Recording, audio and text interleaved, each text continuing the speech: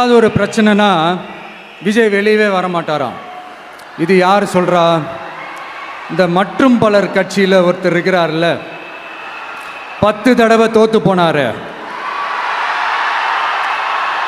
இன்னமும் திருந்தாத ஒருத்தர். அவர் சொல்கிறார், ஐயா அனுபவசாலி அவர்களே, உங்ககிட்ட ஒரே ஒரு கேள்வி ஒன்று கேட்குறேன். இந்த சேலத்துக்கு பக்கத்தில் இருக்கிற அந்த தொகுதியில் மட்டுமே போய் பதுங்கிக்காம தமிழ்நாட்டில் வேற ஏதாவது ஒரு தொகுதியில் நின்று உங்களால் ஜெயிச்சு காட்ட முடியுமா?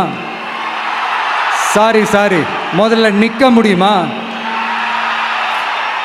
முதல்ல அதை செஞ்சுட்டு அப்புறமா இந்த விஜயை பற்றி பேசுங்க பாஸ். சும்மா நசன்னு சொந்த தொகுதியிலேயே தோற்றுருவோம்னு பயந்து தான் நம்மளுடைய சின்னத்தையே திருடினவர் தானே.